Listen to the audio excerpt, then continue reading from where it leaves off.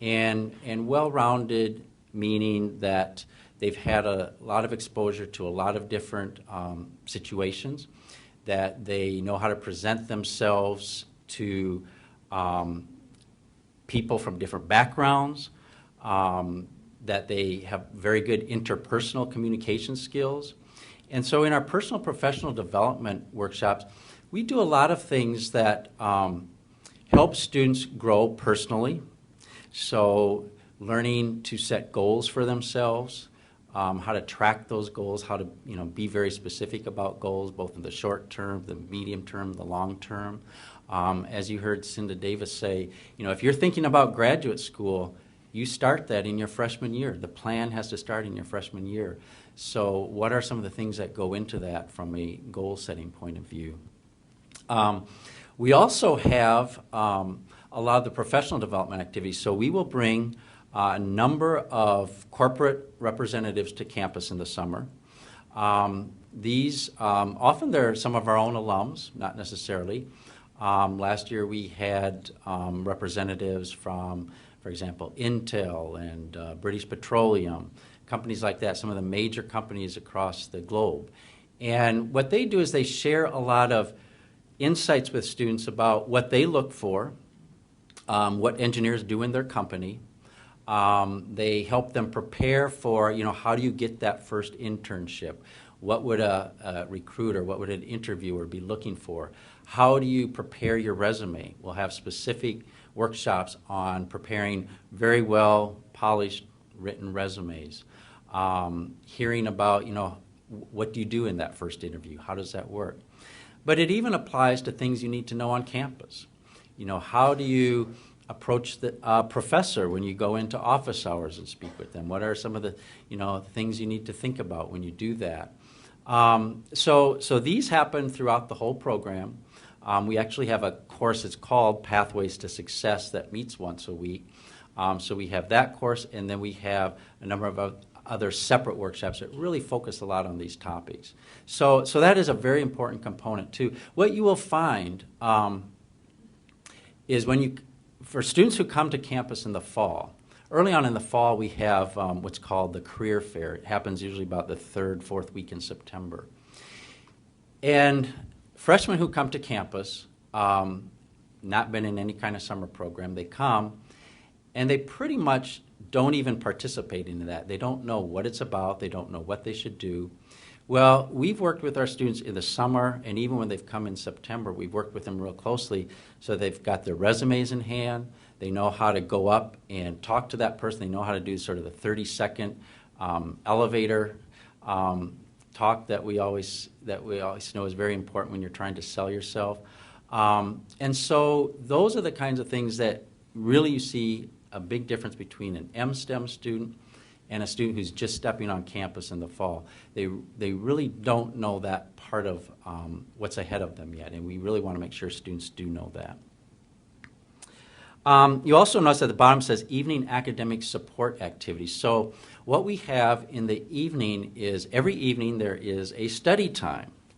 Okay, that study time is one where some of our own student staff who work in the program, they are there to serve as tutors, facilitators, really to help students start learning a little bit more about study skills that have worked for them and what they should be thinking about as they are approaching these courses in the summer.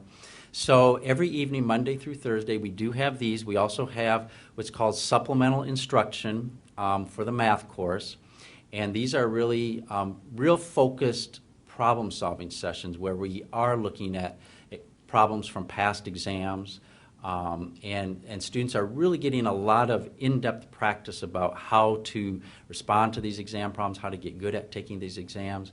And I can say that our M-STEM students have very much outperformed College of Engineering students in their math classes during the first year.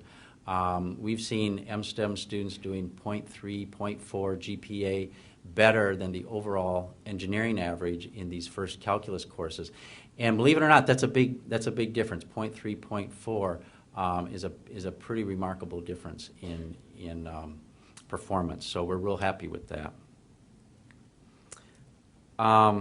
So some of the other things that we do outside of the academics, personal professional development, we think it's very important that the MSTEM group comes together as a community.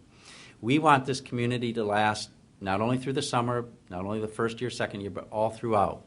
And so we do a lot of different kinds of team building activities so they get to know each other really well, meeting some of the current students and student organizations who are on campus, so we will have different kinds of panel presentations. They might hear from some of the different project teams on campus. They might hear from some of the different student organizations. So again, it's a really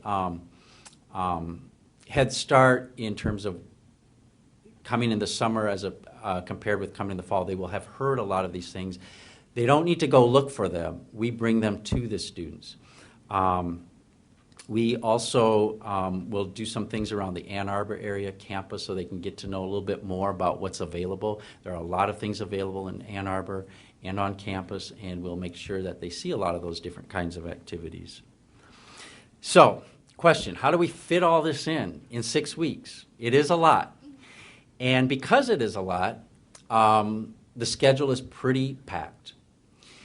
And there's a couple comments I would make about that. The schedule is packed, so it doesn't reflect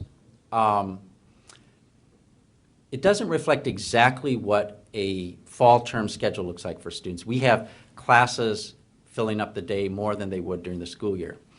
However, I think if you asked a first-year student how their typical day looks, they would probably say they're pretty busy from 8 a.m. until 10, 11, 12 at midnight, every night. There are some breaks in there, but they are pretty busy.